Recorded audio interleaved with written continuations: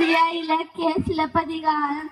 அதிலிருந்து நான் கருப்பு கரசி கண்ணகி போல் நடிக்க போகிறேன். பாண்டிய மன்னா, அந்த கொடிக்கம்பம் முறிந்து விழா எல்லாட்டவரை கொண்டோரை உனது கொடுங்கோல் அளித்த அவசர தீர்ப்புக்கு ஆளாகி கொலை உண்ட கோபுரமனின் கண்ணகினா என்பதை அறிந்திடுக. அரசே அறிந்திடுக. யாக வர நாகாக்க மன்னா நாகாக்க.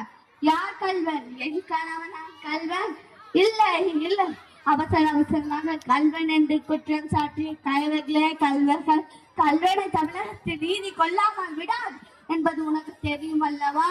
நீதி நிலக்கணம் உரைக்கும் நெடுஞ்செழிய பாண்டியனே, உனது நாட்டின் எதற்கு பெயர் நீதி?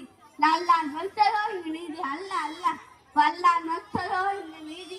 அதனால் நான் வணங்குகிற தெய்வத்தின் வாழ் கழுவிற்கு சாவ படிக்கும் தலைவிட்டைகளை கொள்மண்டபத்தில் விசாரிக்க வேண்டும். கோவில் மண்டபத்தோடு முடிவானதையே சிந்தியுங்கள், நன்றாக சிந்தியுங்கள். குற்றம் சாட்டப்பட்ட மதிப்புகளுக்கு மதிப்பு தராமல் அவசரமாக தண்டிக்கப்பட்டது ஏன்? இதற்கு பெயரா நீதி? இதற்கு பெயரா நேர்மை? இதற்கு பெயரா நியாயம்? இதற்கு பெயர் அரசு? உமக்கு பெயர் அரண் காக்கும் மன்னா? ஆண்டோர்களை படை கொண்ட பாண்டியரை நீதியின் பாதையை வளைக்காமல் அவன் செய்த குற்றத்தை மறைத்து விடாமல் தாயின் மேலான தமிழின் மேலான தாழ்த்த மக்கள் மேலான தீர்ப்பு கூறுங்கள், நல்ல தீர்ப்பு கூறுங்கள். கொப்பிருந்தேர் சிலம்பை கோவிலில் திருடிவிட்டார் என்பது குற்றச்சாட்டு. அதற்காக மன்ன தண்டனை அது ஆராயாமல் அதற்கு மன்னன் பொறுப்பு என் வழக்கு. ஆதாரம் இதோ இந்த சிலம்பு. இந்த சிலம்புக்கு இணையான மற்றொரு சிலம்பைத்தான் என் கணவன் விற்க வந்தார்.